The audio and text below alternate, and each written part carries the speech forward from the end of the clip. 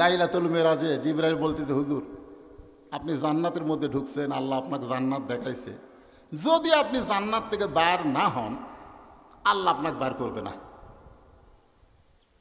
জিবরাইল দলিল দিচ্ছে নবীকে, সালামুন আলাইকুম তিবতুম ফাদখুলুহা খালিদিন। আল্লাহ বলেছেন কেউ যদি জান্নাতে একবার প্রবেশ করে আল্লাহ তাকে চিরস্থায়ীভাবে জান্নাত দিয়ে দিবে। তো হুজুর আপনি জান্নাতে যখন ঢুকছেন আর বার হন না, খামাখা দুনিয়াতে যায় এই যে কষ্টের জীবন দরকার নেই। সঙ্গে সঙ্গে আল্লাহ নবী বললেন, জিবরাইল যেই কথা একবার বলেছ এ কথা আর দ্বিতীয়বার বলো না। আমি রাসূল জান্নাতে ঢুকেছি থাকার জন্যে না। তো জিবরাইল বলে কি জন্যে? বলে দেখার জন্যে। আমার উম্মতের জন্য আল্লাহ কত সুন্দর জান্নাত বানাইছে সেটা নিজের চোখে দেখার জন্যে আমি উম্মতের কাছে গিয়া জান্নাতের বয়ান করব। আমি সেই দিন জান্নাতে প্রবেশ করব যেদিন আমার সমস্ত উম্মতেরা জান্নাতে প্রবেশ করবে। যেই নেতা জান্নাতে গিয়াও আমাদের কথা বলে না, আর বর্তমান নেতা সব চামচিয়া থুইয়া পুলে গেছে। জোরে কোন কথা ঠিক না? মাঝে মধ্যেই মোবাইল কল রেকর্ড ফাঁস হচ্ছে না, 1 মিনিটে কয়বার আপা আপা আপা বাবা বাবা কি।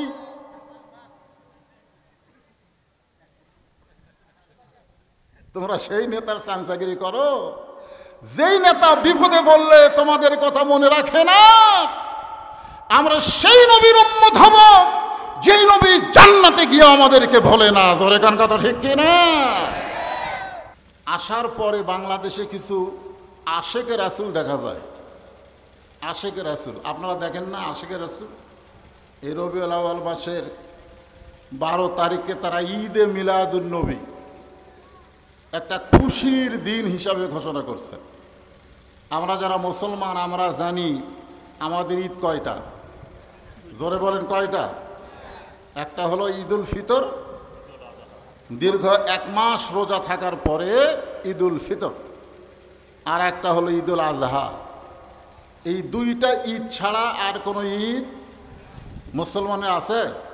কিন্তু নতুন একটা ঈদ আমাদের বাংলাদেশে, ঈদে মিলাদুন নবী।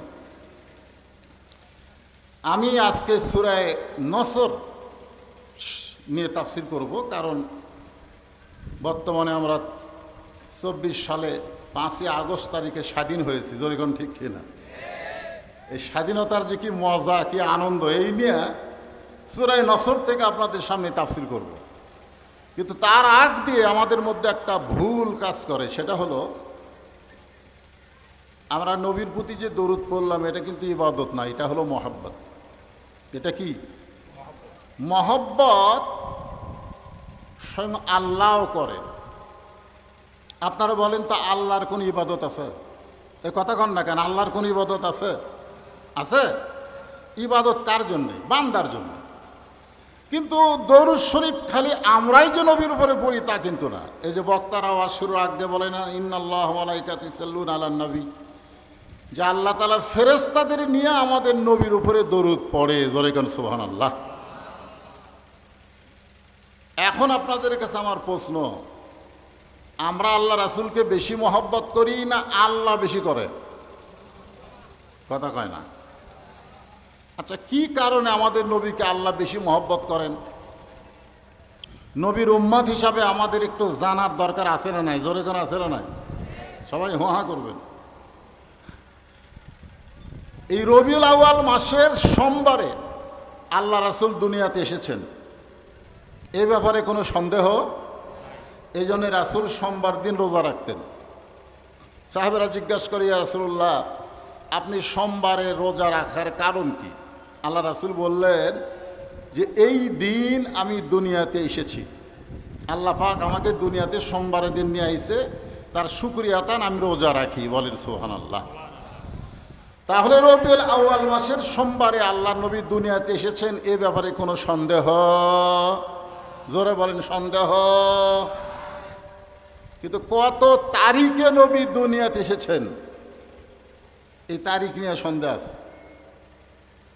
কারণ নবী যখন দুনিয়াতে এসেছেন তিনি যে এত বড় দামি মানুষ হবেন তখনকার মক্কার মানুষেরা এটা মনে করেনি যে নবীর জন্মের তারিখ লেখা রাখা লাগবে, এইরকম মনে করেনি।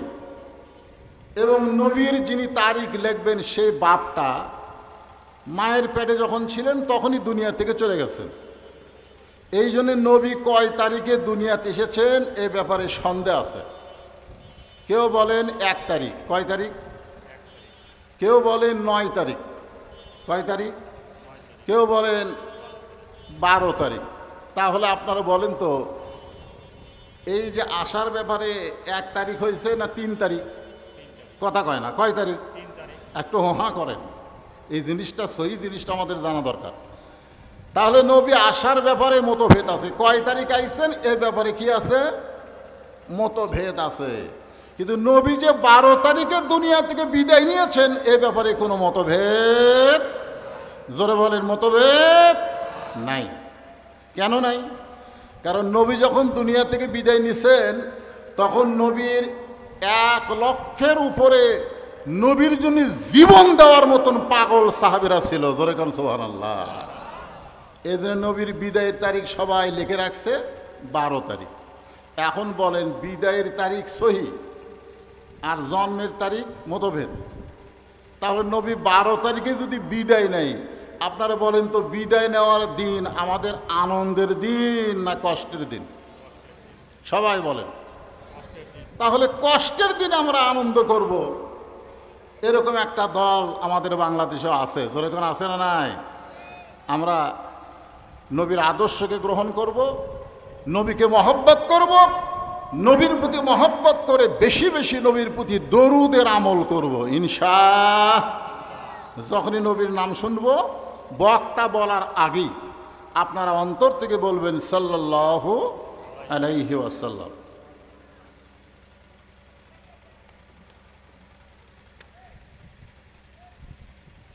ভট্টপাড়া ঈদগাহ ময়দানে 26তম খুব পুরাতন মাহফিল। এখানে লেখছে দানবিহীন, মাশাআল্লাহ। বক্তার কোনো টেনশন নাই, খালি ওয়াজ করা, জোরে কোন ঠিক কিনা? হ্যাঁ, টাকা তোলার কোনো টেনশন নেই। তাফসীরুল কোরআন মাহফিলে আল্লাহ তাআলা যিনাকে সম্মানিত সভাপতির আসনে কবুল করেছেন,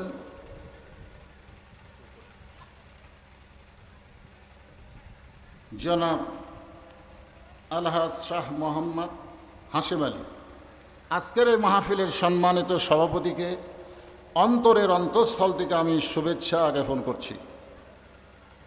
আজকের এই মাহফিলে সম্মানিত ওলামায়ে কেরাম যারা মাগরিবের নামাজের পর থেকে এত রাত পর্যন্ত আপনাদের সামনে আলোচনা করলেন, অত্যন্ত সুন্দর সুন্দর আলোচনা করে আপনাদেরকে শোনালেন, এবং আপনাদের মাঝখানেও যে সমস্ত আলেম ওলামা বসে আছেন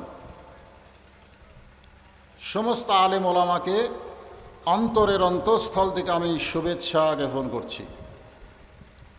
এই মুহূর্তে আমার সামনে যারা বসে আছেন, এত কিছুর পরেও আল্লাহ যাদেরকে এই জান্নাতের বাগানে কবুল করেছেন, সুবহানাল্লাহ বলেন, এত কিছুর পরেও যাদেরকে আল্লাহ তাআলা এই জান্নাতের বাগানে কবুল করেছেন, আমার সামনে যারা পাগলের মতন বসে আছেন, আমি আমার অন্তরের অন্তঃস্থল থেকে আপনাদের সবাইকে শুভেচ্ছা জ্ঞাপন করছি। সম্মানিত মা বোনেরা, নিচে না উপর? কোথায়? মাশাআল্লাহ। আল্লাহ কোরআনে বলেছেন, আর রিজালু কাওয়ামুন আলান নিসা, পুরুষেরা থাকবে উপরে, নারীরা থাকবে নিচে। কিন্তু আজকে বেকায়দা, জয়গণ কি কায়দা? কথা কন না কেন, কি কায়দা? বেকায়দার কারণে আমার মা বোনেরা মসজিদের উপর তলায় যারা বসে আছেন, আমি শুনলাম অনেকের জায়গা হচ্ছে না। আমি তাদেরকেও অন্তরের অন্তঃস্থল থেকে শুভেচ্ছা জ্ঞাপন করে নতুন স্বাধীনতায় আপনাদের কাছে জানতে চাচ্ছি আপনারা সকলে কেমন আছেন। পুরাপুরি বললে ভালো হয়। আলহামদুলিল্লাহি রব্বিল আলামিন।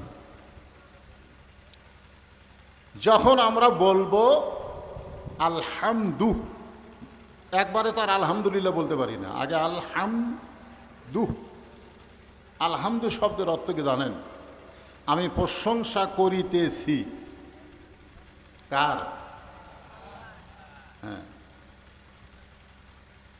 তখন আমরা বলি লিল্লাহ। আল্লাহ অবশ্য এখানে আমাদের কথার সাথে সাথে প্রশ্ন করেন, লিমানিল হাম, তুমি কার প্রশংসা করো? আমরা যখন বলি লিল্লাহি, আল্লাহর প্রশংসা করি, কথা শেষ। কিন্তু কথা শেষ না, আল্লাহ বলতেছে মানিল্লাহ। কোন আল্লাহ? মারাত্মক কথা। আপনারা বলেন তো, রব্বানা আতিনা ফিদ দুনিয়া হাসিনা না হাসানা?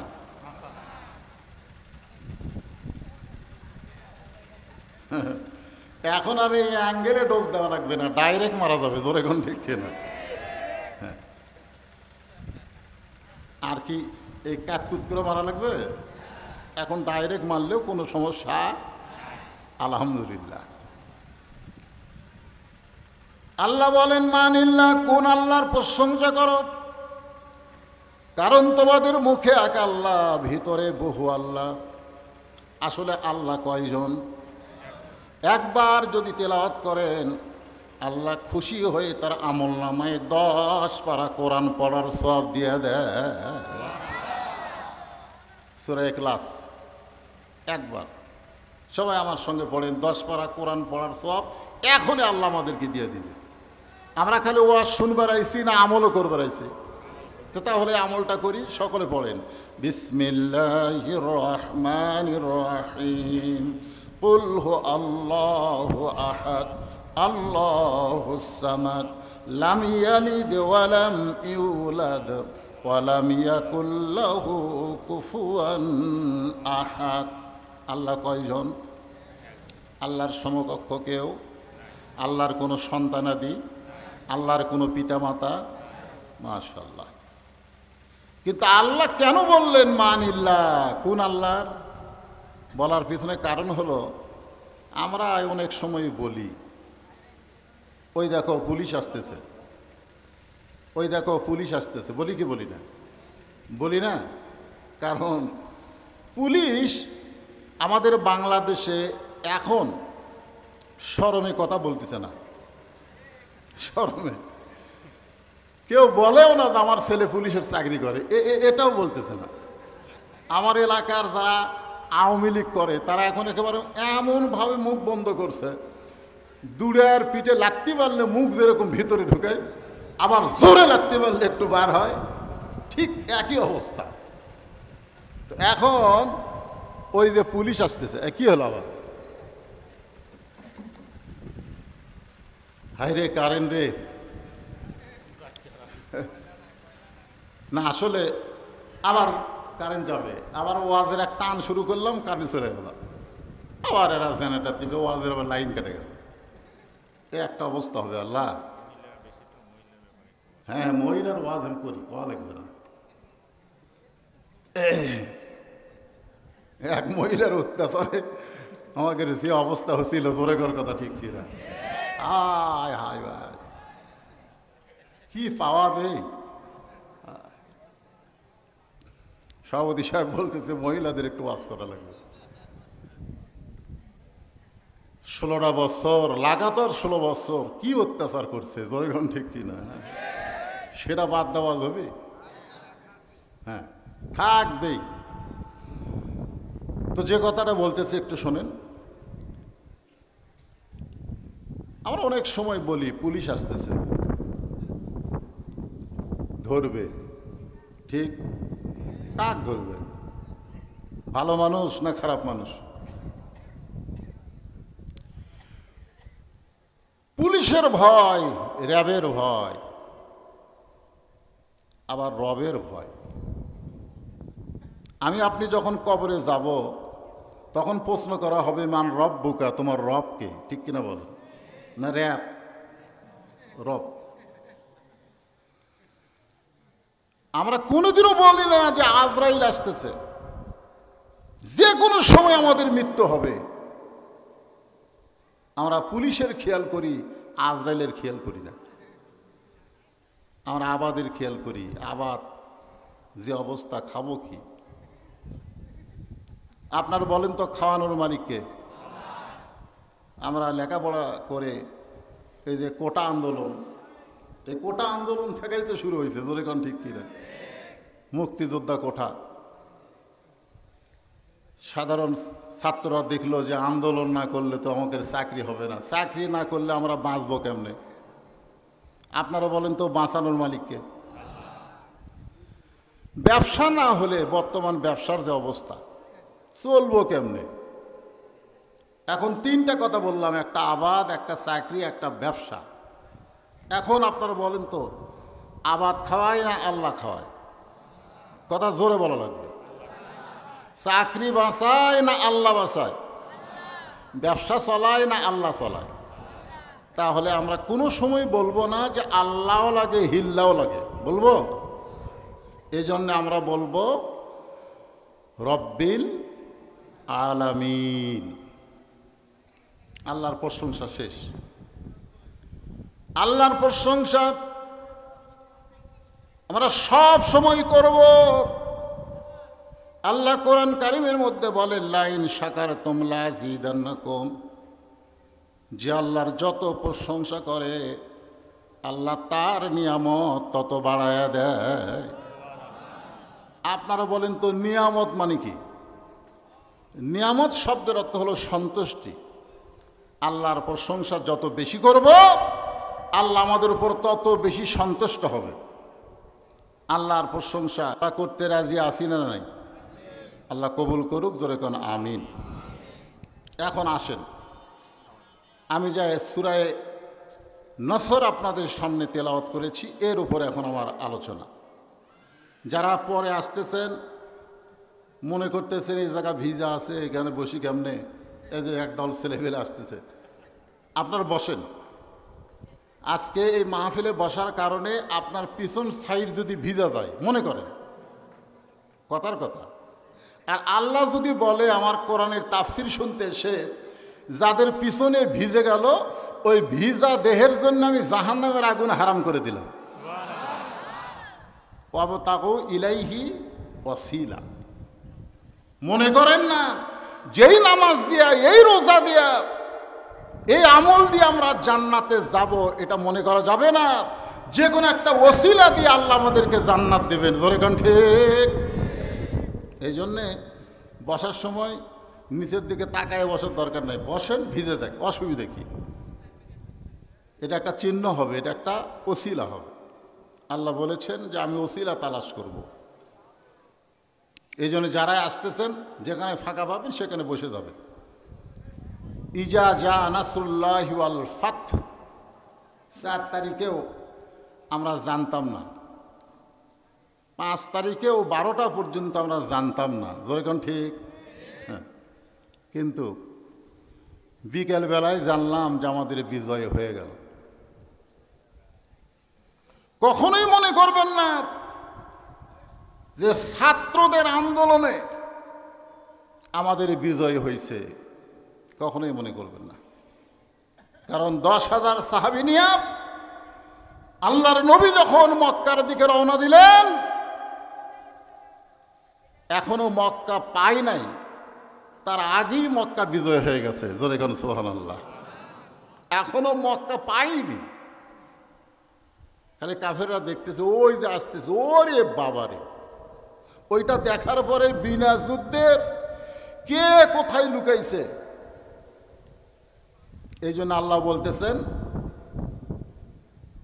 যে তোমাদের মক্কা বিজয়, তোমাদের বিজয় তোমাদের না, আমি আল্লাহর সাহায্য। আজকে এই স্বৈরাচারীর হাত থেকে বাংলাদেশের মুসলমানদেরকে, বাংলাদেশের মানুষকে আল্লাহ বিজয় দিয়েছেন ছাত্র আন্দোলনের জন্য নয়, আল্লাহর সাহায্য। ধরে কোন কথা ঠিক কিনা? বিশ্বাস করা লাগবে। পুলিশ সরকারের পক্ষে থাকলো আর আর্মি ঘুরে গেল, মন ঘুরানোর মালিককে? কথা বলেন। হ্যাঁ, এখন কয়জন ছাত্র সমন্বয়ক আছে? মন্ত্রীর পদমর্যাদায় তারা সিনা টান করে ঘুরতেছে। আল্লাহ বলে অহংকার করিস না, ফাসাব্বিহ বিহামদি রাব্বিকা ওয়াস্তাগফির, অহংকার করিস না। বিজয় আল্লাহ দিতে পারে, আবার সিনায়ও নিতে পারে। জয় কোন কথা ঠিক কিনা? সিনা টান করে ঘুরতেছে মন্ত্রীর মর্যাদায়। আসুন, মুসলমানের বিজয় ধরে রাখতে হবে, ঠিক কিনা বলেন? এই বিজয় ধরে রাখতে গেলে যেই কোরআনের তাফসীর শুনতে এসেছেন, এই কোরআন শুধু শুনলে হবে না, বাস্তব জীবনে যদি আল্লাহর কোরআনকে আমরা ধারণ করতে পারি, আমাদের কাছ থেকে বিজয় আর কেউ ছিনাই নিতে পারবে না। জোরে কোন কথা ঠিক কিনা? শুনাতে গেলেন কোরআন শোনার দিক দিয়ে আপনারা 1 নম্বর, আপনাদের চাইতো 1 নম্বর ছিল আবু জেহেল। আপনারা তো পানি হচ্ছে আর দৌড় মারছেন, আবার বসার জন্য পানি সাফ করে চট বিছাই দিচ্ছেন, আপনারা আরামে বসে থেকে আওয়াজ শুনতেছেন।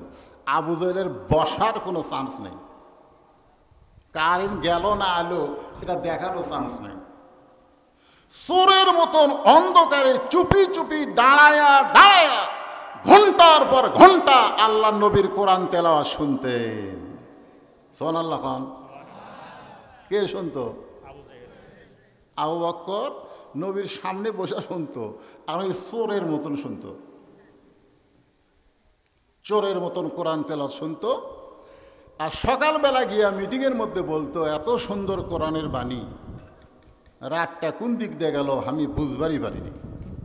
সুবহানাল্লাহ হবেন না? এত সুন্দর এই কোরআনের বাণী, রাতটা কোন দিক দিয়ে গেল আমি আবু জেহেল বুঝবারই পারিনি। আবু সুফিয়ান বলা নেতা, যেই কোরআন শুনলে এত ভালো লাগে সেই কোরআন গ্রহণ করলে অসুবিধা কি? সুবহানাল্লাহ। মারাত্মক কথা। স্বৈরাচারী বিদায় হয়েছে বলে আর কোনো স্বৈরাচার আমাদের কান্দের উপরে আসবে না, এইটা কখনো মনে করা যাবে না। জোরে কোন ঠিক কিনা? আবু সুফিয়ান বলে, নেতা শুনতেই যদি এত ভালো লাগে তাহলে কোরআন ধরলে অসুবিধা কি? আবু জেহেল বলতেছে, হক কথা জোরে বলা যাবে না। কি কথা? হক কথা জোরে বলা যাবে না, তুই ওর কাছে আয়। যে কাছে গেছে ফিসফিস করে বলতেছে, এই কোরআনকে যদি আমি ধরি তাহলে তোর আমার নেতৃত্ব থাকবে না, আসল নেতা হয়ে যাবে আব্দুল্লাহ এতিম পোলা। যেই নেতা জান্নাতের মধ্যে গিয়েও উম্মতের কথা ভোলে না। জোরে কোন কথা ঠিক? লাইলাতুল মেরাজে জিবরাইল বলতেছে, হুজুর আপনি জান্নাতের মধ্যে ঢুকছেন, আল্লাহ আপনাকে জান্নাত দেখাইছে, যদি আপনি জান্নাত থেকে বার না হন আল্লাহ আপনাকে বার করবে না। জিবরাইল দলিল দিচ্ছে নবীকে, সালামুন আলাইকুম তিবতুম ফাদখুলুহা খালিদিন। আল্লাহ বলেছেন, কেউ যদি জান্নাতে একবার প্রবেশ করে আল্লাহ তাকে চিরস্থায়ীভাবে জান্নাত দিয়ে দিবে। তো হুজুর আপনি জান্নাতে যখন ঢুকছেন আর বার হন না, খামাখা দুনিয়াতে যায় এই যে কষ্টের জীবন, দরকার নেই। সঙ্গে সঙ্গে আল্লাহ নবী বললেন, জিবরাইল যেই কথা একবার বলেছ এ কথা আর দ্বিতীয়বার বলো না। আমি রাসূল জান্নাতে ঢুকেছি থাকার জন্যে না। তো জিবরাইল বলে, কি জন্যে? বলে, দেখার জন্যে। আমার উম্মতের জন্য আল্লাহ কত সুন্দর জান্নাত বানাইছে সেটা নিজের চোখে দেখার জন্যে আমি উম্মতের কাছে গিয়ে জান্নাতের বয়ান করব। আমি সেই দিন জান্নাতে প্রবেশ করব যেদিন আমার সমস্ত উম্মতেরা জান্নাতে প্রবেশ করবে। যেই নেতা জান্নাতে গিয়েও আমাদের কথা বলে না, আর বর্তমান নেতা সব চামচিয়া থুইয়া পুলে গেছে। জোরে কোন কথা ঠিক কিনা? মাঝে মধ্যেই মোবাইল কল রেকর্ড ফাঁস হচ্ছে না, 1 মিনিটে কয়বার আপা আপা আপা কি?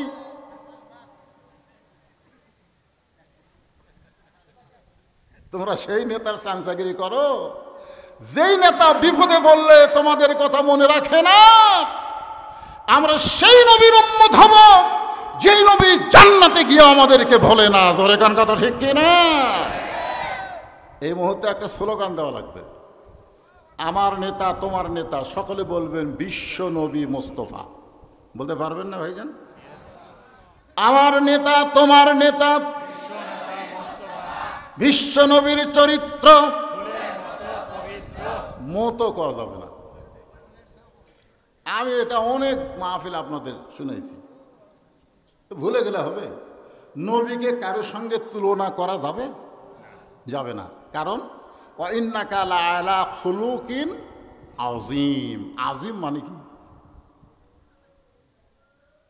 এই জন্য যে বলবো আমার নবীর চরিত্র, আপনার বলবেন ফুলের চাইতেও পবিত্র। বলতে পারবেন না? আমার নবীর চরিত্র, মাশাআল্লাহ, আমরা সেই নবীর উম্মত। আমাদের নেতা হলো মুহাম্মাদুর রাসূলুল্লাহ সাল্লাল্লাহু আলাইহি ওয়াসাল্লাম।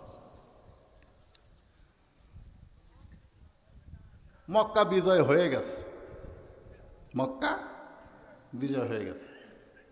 হয়তো ওমর ফারুক খুঁজতেছে কয়েকজনকে, তার মধ্যে একটা হলো আবু জেহেলের বেটা, উহুদের যুদ্ধে যিনি সেনাপতি ছিল। বদরের যুদ্ধে আবু জেহেল দুনিয়ার থেকে বিদায় নিল। আপনারা খেয়াল করেন, বদরের যুদ্ধে আবু জেহেল কি মারা গেছে। তো এই উহুদের যুদ্ধে আবু জেহেলের বেটা একরামা সেনাপতি, আর ওই যুদ্ধের নেতা হচ্ছে আবু সুফিয়ান। আর উহুদের যুদ্ধে নবীর চাচার কলিজা চাবায়া চাবায়া খাইছিল, তার নাম হলো হেন্দা। যেরকম তার নাম কি? হেন্দা। আপনাদের কাছে আমি একটা বিষয়ে একটু বলতে চাই, এটা না বললে আপনি সূরা নসরের তাফসীর ঠিক মতো বুঝতে পারবেন না। আচ্ছা, হেন্দা এটা কে? হ্যাঁ, কার? আবু জেহেলের মেয়ে বলতে। এটা ঠিক হয়েছে। আবু সুফিয়ানের স্ত্রী আবু জেহেলের বোন। কার স্ত্রী? এ কথা কর না কেন? আবু সুফিয়ান মুয়াবিয়ার বাপ। আমিরে মুয়াবিয়ার বাপের নাম কি? তাহলে আমিরে মুয়াবিয়ার মায়ের নাম কি? হেন্দা। কত শরম লাগে, কত শরম লাগে আপনাদের। আপনারা বলেন তো, যখন বাংলাদেশ স্বাধীন হয়েছিল ওই সময় যারা দুই চারজন তো আছেন আপনারা, আমাদের দেশ যখন স্বাধীন হয়েছিল 9 মাস কিন্তু যুদ্ধ হয়েছিল। এই যুদ্ধের সময় হিন্দুরা কিন্তু নম নম ভগবত অরাহত সাম্মা এইটা বলেনি। প্রত্যেকটা হিন্দুরা জিকির করছে লা ইলাহা ইল্লাল্লাহ, লা ইলাহা ইল্লাল্লাহ, লা ইলাহা ইল্লাল্লাহ। আপনারা বলেন তো এরা কি মুসলমান? আপনারা বলেন তো লা ইলাহা ইল্লাল্লাহ যে হিন্দুরা জিকির করছে, এটা কি আল্লাহর ভয়ে না মরার ভয়ে? কার ভয়ে? মরার ভয়। এই জন্য আল্লাহ রাসূল বলেন, ইকরার বিল লিসান তাসদিক বিল জানান আমল বিল আরকান। আমি হেন্দাকে নিয়ে এই কারণেই কথা বলতে চাই, হেন্দার চাইতো খারাপ মহিলা যিনি বাংলাদেশ থেকে পালায়া গেছে। আপনারা একটা খবর জানেন, আমার নামে নাম একজন বজলুল হুদা। নাম কি? বজলুল হুদা। তাকে ফাঁসির আসামি, তাকে ফাঁসি দিয়ে হত্যা করা হবে। কিন্তু এই জঘন্য মহিলা তাকে ফাঁসি না দিয়ে তার বুকের ওপর পাড়া দিয়া যেরকম গরু জব করে সেরকম জবে করছে। হেন্দার চাইতেও আমাদের সাবেক যিনি প্রধানমন্ত্রী 16টা বছর যিনি আমাদের ওপরে শোষণ করেছেন, খারাপ। এই জন্য হেন্দার কথা একটা আপনাকে বললাম। আমার যে সমস্ত মা বোনেরা ওপরে আছে এরা হেন্দা না, এরা হলো ফাতেমার গোষ্ঠী। সুবহানাল্লাহ বলেন। তাহলে এখানে একটা জিনিস বুঝলেন যে আবু জেহেলের বোনের নাম, আবু সুফিয়ানের বইয়ের নাম, মুয়াবিয়ার মায়ের নাম কি? জোরে কর। মুয়াবিয়ার বেটার নাম কি? মুয়াবিয়ার বেটা ইয়াজিদ। হ্যাঁ, এটা খেয়াল থন, কারণ রাসূলের নেতৃত্বে যদি কোরআনকে আপনারা ধারণ করেন তাহলে ইয়াজিদের রাষ্ট্র পাবেন না, আবু বকরের রাষ্ট্র পাবেন। ধরে কোন কথা ঠিক কিনা? কথা কন। হ্যাঁ, আপনারা হোসাইনের রাষ্ট্র পাবেন। আমি সূরা নসর আপনাদের সামনে একটু সুন্দর করে বোঝানোর চেষ্টা করতেছি। বাবা, যারা যুবক আছো তোমাদের কিন্তু বিশাল খোরাক আছে, মনোযোগ দিয়ে শোনা লাগবে। আল্লাহ কোরআনে বললেন, ইজা আনাসরুল্লাহি ওয়াল ফাত ওয়া রাআইতান নাসা ইয়াদখুলুনা ফি দীনিল্লাহি আফওয়াজা।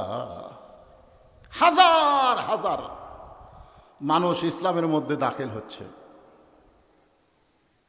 আমার এলাকার অনেক আওয়ামী লীগ বলতেছে, ভাই বিএনপি করবো না রে, জামাত করবো। এখন কি করবি? কারণ জামাতের আমির আমাকে মাফ করে দিছে রে। জামাতের আমির আমাকে কি করে দিছে? আপনারা বলেন তো, এরা যে জামাত করবি এরা কি আসলেই করবি? কথা কন না কেন? আল্লাহ সূরা নফরের মধ্যে বলতেছে যে হাজার হাজার মানুষ ইসলামের মধ্যে প্রবেশ করেছে। এরা কিন্তু ওই 9 মাস যুদ্ধের সময় হিন্দুরা যেরকম জীবন বাঁচার জন্য লা ইলাহা ইল্লাল্লাহ বলেছে, এদের চরিত্রও তাই। জোরে কোন কথা ঠিক কিনা? খুব খেয়াল করবেন, খুব সতর্ক হয়ে চলবেন।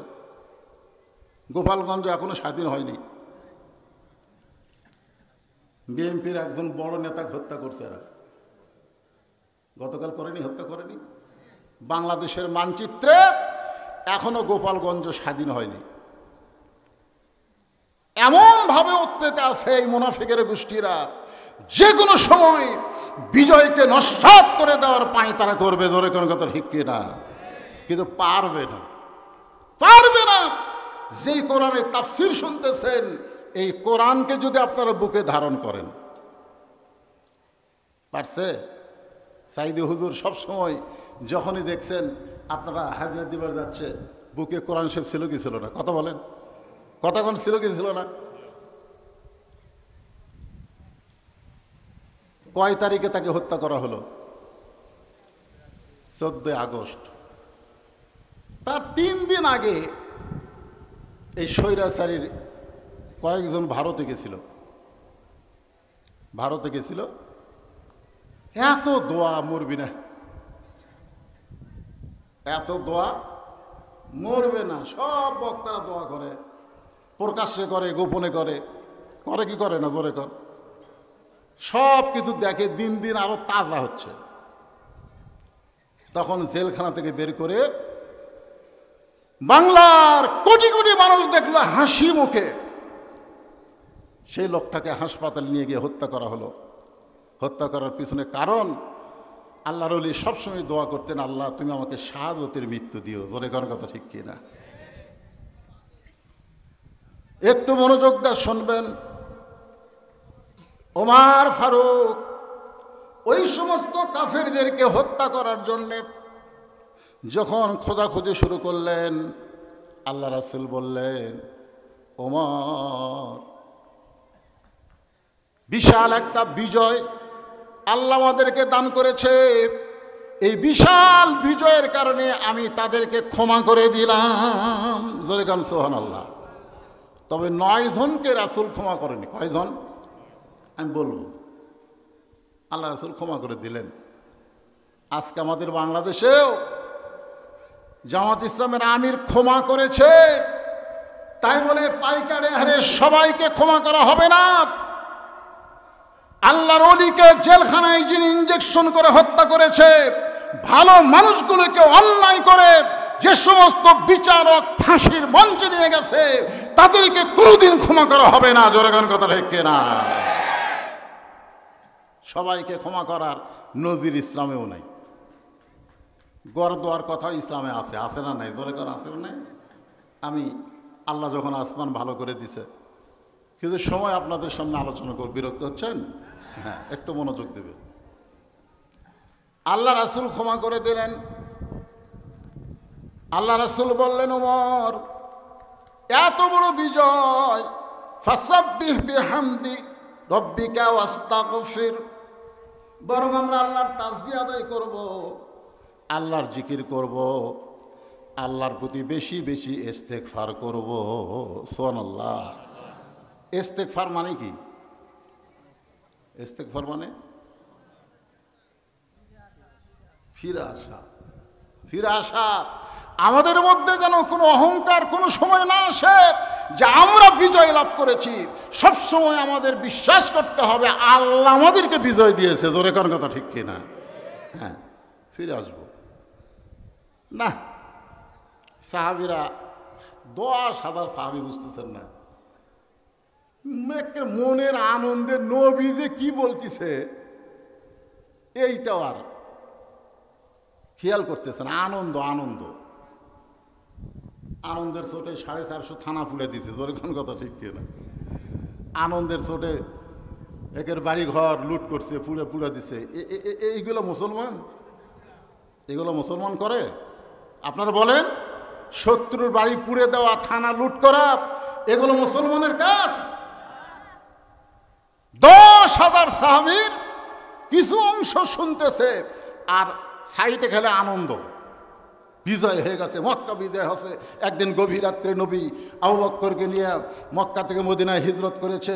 সেই মক্কা আল্লাহ আমাদেরকে দান করেছে। লাফাও রে!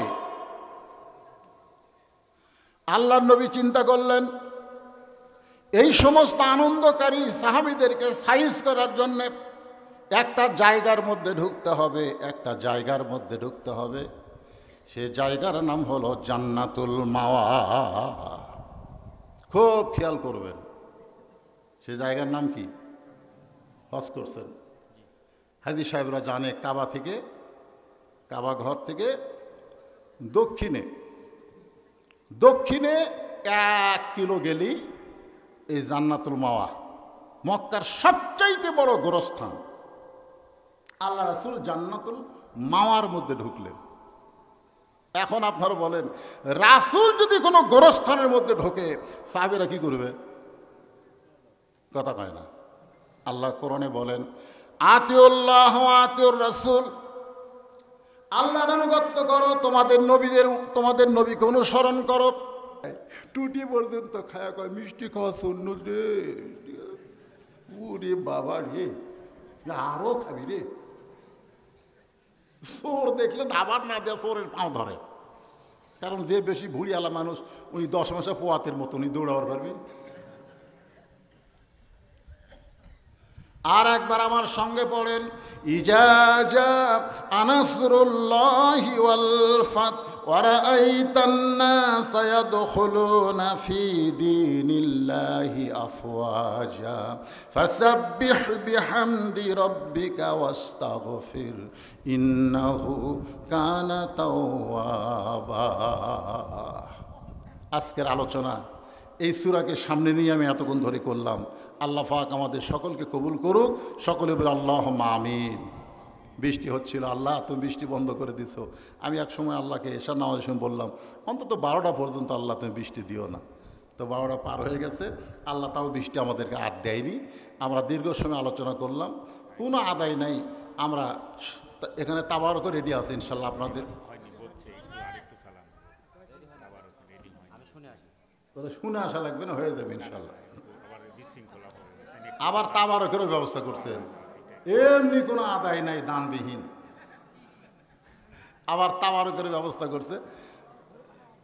একটু জিকির করে, লা ইলাহা ইল্লাল্লাহ, লা ইলাহা ইল্লাল্লাহ, লা ইলাহা ইল্লাল্লাহ, লা ইলাহা ইল্লাল্লাহ, লা ইলাহা ইল্লাল্লাহ, লা ইলাহা ইল্লাল্লাহ, লা ইলাহা, লা ইলাহা ইল্লাল্লাহ মুহাম্মাদুর রাসূলুল্লাহ সাল্লাল্লাহু আলাইহি সাল্লাম। যে হাদিসটা আমি আপনাদের সামনে বলতেছিলাম, একটু খেয়াল করেন। আর দায়ুসু লা ইয়াদখুলুল জান্নাত, দায়ুস কোনোদিন জান্নাতে প্রবেশ করবে না। তাবারক হয়ে গেছে, খালি নিয়ে আসতেছে, বিরক্ত হয়ে নাই, ওঠা বসা করেন না। দায়ুস কোনোদিন জান্নাতে প্রবেশ করবে? এ কথা কন না কেন? এই দায়ুস কারা? দায়ুস হল ওই সকল পুরুষ যাদের অধীনে নারীরা পর্দা করে না। এখন আমাদের মা বোনেরা পর্দা করলে আমাদের কি লাভ? এ লাভের উপরে একটা ওয়াজ আমি আপনাদেরকে শোনাই। আমাদের মা বোনেরা যদি পর্দা করে, আপনারা বলেন তো, মা বোনদের বিরুদ্ধে কোনো কথা বলবো না, কারণ দুনিয়াতে যত নবী এসেছেন সমস্ত নবীদের মা আছে না নাই? এ দরকার আছে না নাই? শুধুমাত্র বাবা আদম আলাইহিস সালামের মা নাই, বাবাও নাই, কিন্তু ঈসা নবীর বাবা না থাকলেও মা আছে। আমাদের মায়ের পেট থেকে আল্লাহর অলি দুনিয়াতে চলে আইছে। আল্লাহর অলিরা, নবীরা সব মায়ের পেট থেকে হয়েছে। সেই মাগুলো যদি ভালো থাকে, ভালো রাখার 1 নম্বর আইন হলো পর্দা। এই পর্দার ব্যবস্থা আপনারা করবেন। পর্দাকে বোঝানোর জন্য বলতেছি ভাই, আজকে যদি আপনাদের এলাকায় কেউ মাইকিং করে, শোনেন, কেউ মাইকিং করে যে আজকে একটা ছাগল তোমাদেরকে প্রদর্শনী হবে, তোমরা অমুক ফিল্ডে চলে আসো। আপনাদের এলাকায় সব বড় ফিল্ডের এলাকার নাম কি, যেখানে বড় ফিল্ড আছে? হ্যাঁ, হরিতলার ফিল্ডে তোমরা চলে আসো, একটা ছাগল প্রদর্শনী করা হবে। আপনারা বলেন তো, মানুষ কি ছাগল দেখার জন্যে হরিতলা যাবে? যেখানে যাবে, কেন যাবে না? কারণ রাস্তাঘাটে যেখানে সেখানে ছাগল পেঁয়া পেঁয়া করতেছে। ছাগল দেখার জন্য অত দূর যাওয়ার দরকার নাই। এই জন্যে কেউ ওই মাইকিং শুনে হাসবে ঠিকই, কেউ যাবে না। আর যদি মাইকিং করে, হরিতলা ফিল্ডে একটা হরিণীকে দেখানো হবে, একটা হরিণী দেখানো হবে, হরিণ। আপনার বলেন তো, মানুষ যাবে কি যাবে না? কেন যাবে? কারণ হরিণ জঙ্গলে থাকে, পর্দার মধ্যে থাকে। আজকে মা বোনের যদি পর্দার মধ্যে থাকে, ছেলেদের আকর্ষণ বেশি হবে, মহারণা নগদ দিবে, বাকি মহারণায় বিবাহ করবে না। আমি যখন সৌদি আরব থেকে তায়েফে যাচ্ছিলাম, তায়েফে যাওয়ার সময় যে গাড়ির ড্রাইভার, চেহারাটা এত সুন্দর, খালি টকটকা লাল। আমার সঙ্গে হাফেজ আব্দুর রশিদ ছিল। এক সময় কথা প্রসঙ্গে তাকে জিজ্ঞাসা করা হলো, ভাই এই যে আপনি মক্কা থেকে তায়েফে যাচ্ছেন, 200 রিয়াল ভাড়া নেবেন, আপনি এই যে ড্রাইভারি কতদিন হলে করতেছেন? ওই লোকটা বলল, হুজুর আমি আসলে ড্রাইভার না, আমি মক্কার একজন আমিরের ছেলে। আমি মক্কার একটা আমিরের ছেলে। আমির মানে কোটিপতি, ধনী মানুষের ছেলে। হাফিজ সাহেব জিজ্ঞাসা করলো, তাহলে আপনি ড্রাইভারি করতেছেন কেন? ছেলেটা বলল, আমি বিয়ে করার জন্য বাবার কাছে গেলাম, যে বাবা আমার বয়স হয়েছে, বিয়ে করতে চাই। আমার বাবা কইল, মহারণার টাকা জোগাড় করো। বাপের টাকা দেওয়া, বইয়ের মহারণা দিলে হবে না, অন্তত মহারণা দেওয়া কোরআনে আল্লাহ ফরজ করেছেন। এই মহারণার টাকা তুমি জোগাড় করো। হুজুর 2 বছর হলে ড্রাইভারি করতেছি, যে টাকা কামাই করি সেই টাকা জমা করতেছি, আর 1 বছর ড্রাইভারি করলে আমার মহারণার টাকা জোগাড় হবে, আমার বাবার হাতে দিব, তারপরে বাবা আমাকে বিয়ে করাবে। আমি আশ্চর্য হয়ে গেলাম। সৌদি আরবের একজন যুবক বিবাহ করতে গেলে সর্বপ্রথম যেই জিনিসটা খেয়াল করে তার নাম হলো মোহরানা। ধরেন তার নাম কি? আর আমাদের বাংলাদেশের ছেলেরা, বাপ অটো ভ্যান চালায় আর ছেলে রাস্তায় 30,000 টাকার মোবাইল নিয়ে ঘোরাফেরা করে। বাপ অটো ভ্যান চালায় আর ছেলে 30,000 টাকার মোবাইল নিয়ে, 4G মোবাইল, 5G মোবাইল নিয়ে ঘোরাফেরা করে। যদি জিজ্ঞাসা করা হয়, তোর বাপ ভ্যান চালায়, তোর এত মোশান কেন? ছেলে খালি মুচকি মুচকি হাসি আর কয়, হুজুর মোশান আমার হবে নাকি আপনার হবে? বলে, তোর মোশান হওয়ার কারণ কি? বলে, গত বছর এক মেয়ের বাপ আমার দাম 1.5 লাখ কষে, 1 বছর ধৈর্য ধারণ করার কারণে এই বছর আর এক মেয়ের বাপ আমার দাম 2 লাখ বলতেছে। আমি তখন মনে মনে বললাম, বাংলাদেশে মেয়েরা বেপর্দা হওয়ার কারণে ছেলেরা মহারণা তো দেয় না, বরং বিমান পাওয়ার আশায় ঘোরাফেরা করে। জোরে কোন ঠিক কি না? আজকে যদি আমাদের মায়েরা হরিণীর মতন পর্দার মধ্যে থাকে, যদি তারা আল্লাহর আইনকে গ্রহণ করে, তাহলে ছেলেরা রাস্তায় মোশান করবে না, কারণ বকরির মতন যেখানে সেখানে মেয়েদেরকে দেখতে পাবে না। যার কারণে তারা বিবাহ করার জন্য আগ্রহ পেশ করবে, তাদের মধ্যে লোভ হবে। বাপ মা বলবে, মহারণা আদায় না করলে বিয়ে হবে না। তখন কোনো ডিমান্ড বাংলার জমিনে থাকবে না। মেয়েরা পর্দা ধরার কারণে তাদের মহারণা দিয়া বিয়া করা লাগবে। জোরে কোন ঠিক কিনা? কথা কোন ঠিক কিনা? বাইরে পদ্মা নদী থেকে এবারে কিন্তু এবারও ভারত পূজাতে ইলিশ চাইছিল, দিবে বলে দিছে ডক্টর ইউনূস। আমরাই কিনা খামো, আমাকে দেশের ইলিশ আমরাই খামো, তোর হোক দেবো না। পদ্মা নদীর থেকে 7 কার্টুন ইলিশ, কয় কার্টুন? 7 কার্টুন ইলিশ, একেবারে ইলিশ মাছ বরফ পলিথিন দিয়ে প্যাকেট করে বগুড়া নিয়ে যাচ্ছে। কিন্তু মানুষেরই ভুল, 1 কার্টুনে বরফ না দিয়ে খালি পলিথিন দিয়ে প্যাকেট করছে। 6 কার্টুনে বরফ আছে, পলিথিন আছে, ইলিশ আছে। আর 1 কার্টুনে খালি ইলিশ আছে, পলিথিন আছে, কিন্তু বরফ নেই। কার্টুন করে বগুড়া নিয়ে যাচ্ছে। এখন তো ইলিশ নামার সঙ্গে সাথে যারা যারা বুকিং দিছে তারা নিয়ে গেছে। 6 কার্টুন আর ইলিশ ভালো, কিন্তু 1 কার্টুন ওই লিয়ে যা কেবল খুলিছে ভাই। যেই খুলিছে মৌমাছিকার দাওয়াত দেওয়া লাগেনি। আপনারা বলেন তো, পচা ইলিশ খুললে মাছি কোথায় আছে আয় আয় আয় আয় করা লাগবে? ওই পচা মাছি, মৌমাছিরা সব গান গাচ্ছে। সুন্দর নারী দেখলে পরে আমার দিল দেওয়ানা করে, ওলে ওলে ওলে ওলে ওলে করে সব মৌমাছি ওর পচা ইলিশের কাছে ধরছে। যাদের 6 কার্টুন ভালো তারা চিল্লে কে রে, এই তোর ইলিশটা গন্ধ আসতেছে কেন? বলে ভাই আমাকে, আমার ইলিশের কার্টুন পর্দা নাই, পর্দা না থাকার কারণে পচে গেছে, মৌমাছি ধরেছে। ওরা বলতেছে আমাকে এগুলো ভালো রে, পচেনি। কিন্তু কাম সারা ওই পচা ইলিশের কারণে। কারণ ভালো ইলিশের চাইতে পচা ইলিশের দুর্গন্ধ কম না বেশি? সমস্ত লোকেরা বলতেছে ইলিশে ধার দিয়ে যাওয়া যাচ্ছে না, সব ইলিশ পচে গেছে। আপনার বলেন সব ইলিশ পচেছে? কয়টা পচছে? 1 কার্টুন। কিন্তু 1 কার্টুন পচার কারণে ওই 6 কার্টুনেরও দুর্নাম হচ্ছে। আপনাদের এই ভট্টপাড়ায় একটা মেয়া যদি বেপর্দা হয়, একটা মেয়া যদি অপবিশ্বাস হয়, একটা মেয়া যদি পূর্ণিমা হয়, একটা মেয়া যদি পরিমণি হয়, তাহলে সমস্ত লোকেরা বলবে ভট্টপাড়ার মেয়েরা খারাপ। আপনারা বলেন সব মেয়ে খারাপ? এই ধরে কেন সব মেয়ে খারাপ? কিন্তু একটা খারাপের জন্য গোটা পাড়ার দুর্নাম। এখন 6 কার্টুন ইলিশ ভালো মানে তাজা, কিন্তু ওর পচার কারণে হুজুকা বাঙ্গালি বলতেছে ইলিশের ধার দিয়ে যাওয়া যাচ্ছে না, ইলিশ পচে দুর্গন্ধ। এখন এরা 6 জন মিলে অক ধরছে যে তোর ইলিশের কারণে আমাকে বেচা বন্ধ হয়ে গেছে। তো ভাই তাহলে কি করি? বলে ইলিশ ফ্রি দে, ইলিশ ফ্রি দে, দিয়ে যা না, যদি দেশ তো পেট মরে। এখন 6 জন মিলে একত্র হয়ে তখন বলতে ফ্রি দে, তখন পচারি ধরে বলতে ভাই রে, পর্দা না থাকার কারণে, বরফ না থাকার কারণে আমার ইলিশ পচে গেছে, ভাই ভাই রে ইলিশ ফ্রি দেবার চাই, লিয়া দা ভাই। তখন খরিদ্দার আরও রাগ করছে, কে রে ব্যাগের মধ্যে আমাদের কত সদাপাতি আছে, তোর পচা ইলিশলে সবগুলো নষ্ট করবো, ফ্রি দিবার ছায়া সেই গরম হয়ে গেছে। তখন বলতেছে ভাই তোরকে কথা মতো ফ্রি দিবার চাইলাম, এরা তো সেই গরম। তখন বলতেছে এখন এক কাম কর, তুই বল ইলিশ ফ্রি, আদেশের তেলও ফ্রি, ইলিশও ফ্রি, আদেশের তেলও ফ্রি। এখন পচা ইলিশওয়ালা বলতেছে ভাই পর্দা না থাকার কারণে আমি আমার ইলিশকে ফ্রি দিলাম, আদেশের তেলও ফ্রি দিচ্ছি।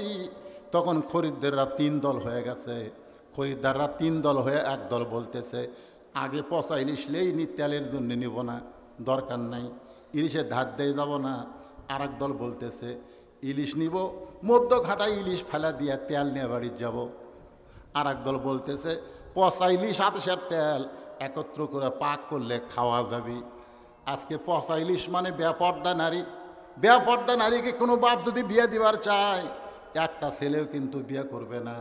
এ কারণেই করবে না, কারণ তোর মেয়েকে আমরা জানি বিয়ের আগেই টেস্ট ফাইনাল খেলা খেলছে, জোরে কোন কথা ঠিক কি না? তোর মেয়েকে আমরা চিনি তো বিয়ের আগেই টেস্ট ফাইনাল খেলা সব খেলিছে। ওই বেপর্দা মেয়েকে আমরা বিয়ে করবো না। তখন মেয়ের বাপ বাধ্য হয়ে বলে আমি R15 একটা মোটর সাইকেল দিব। তখন মোটর সাইকেলের লোভে ছেলেরা 3 দল হয়ে যায়, জোরে কোন কয় দল? এক দল বলতেছে ওই পচা ইলিশ মোটর সাইকেলের জন্যে আমি ঘরে আনে আমার বাপ মায়ের সঙ্গে খারাপ ব্যবহার করবে, কারণ বেপর্দা মেয়ে নিজে জিনিস নিজেই কিনবে, স্বামীর কিনা পছন্দ করবে না, জোরে কোন ঠিক কিনা? শ্বশুর শাশুড়ির সঙ্গে খারাপ ব্যবহার করবে। এই জন্যে বলতেছে ওই 5 লক্ষ টাকার লোভে আমি পচা মেয়ে বিয়ে করব না, এরা হলো ভালো ছেলে, জোরে কোন সুবহানাল্লাহ। আর একদল ছেলে বলতেছে মেয়ে না হয় বেপর্দা পচা মেয়ে, কিন্তু টাকা তো আর পচা না, 5 লক্ষ টাকা নিয়ে মালয়েশিয়া যাব, আর ওখান থেকে ডিভোর্স লিটার পাঠাইয়া দিব। এরা হলো চালাক, জোরে করে। এরা কি? আর একদল ছেলেরা বলতেছে আদেশার তেল দিয়ে পচাইলি ভাজলে খাওয়া যাবে, ওর বাপের টেকাতে ব্যবসা কর্ম যে করেই হোক ওই বউলিয়া ঘরত থাকবো, দরকার হলো ওভার ডিউটি কর্ম, জোরে কর নাউজুবিল্লাহ। আমার মা বোনদের জন্য বলতেছি, মা পচা ইলিশ হয়েন না। আমার বাবাদেরকে বলতেছি আপনাদের মেয়েদেরকে পচা ইলিশ বানাবেন না, বরং পর্দার মধ্যে রাখবেন। পর্দার মধ্যে রাখলে আপনার মেয়েটা ফাতেমা হবে, আপনার মেয়েটা রাবিয়া বসরি হবে, আপনার মেয়েটা উম্মুল খায়ের ফাতেমা হবে। পেয়ার থেকে সন্তান আব্দুল কাদেরের মতন আল্লাহ দুনিয়াতে পাঠাইয়া দিবে। আমরা সবাই রাজি আছি? আমাদের মা, আমাদের বিবি, আমাদের মেয়ে বিয়া দেওয়ার আগ পর্যন্ত আমরা পর্দার শিক্ষা দিব। আমার মায়েরা যারা পর্দার অন্তরে বসবাস শুনছেন, আপনারাও পর্দার ভিতরে থাকবেন। আল্লাহ পাক আমাদের সকলকে কবুল করুক। সকলে বলে আল্লাহুম্মা আমিন। ইস্তেগফার পড়ে, আস্তাগফিরুল্লাহাল্লাযী লা ইলাহা ইল্লা হুয়াল হাইয়ুল কাইয়্যুম আতুবু ইলাইহি। আল্লাহুম্মা সাল্লি আলা মুহাম্মাদ। এই পিছনের ছেলের কি তবরক বাটবে নাকি? আচ্ছা ঠিক আছে, যাও। আল্লাহুম্মা সাল্লি আলা মুহাম্মাদ, আল্লাহুম্মা বারিক। ওয়াজ শেষ করলে আর হয় না, আপনি কিছু বলবেন? না 10 মিনিট কই তো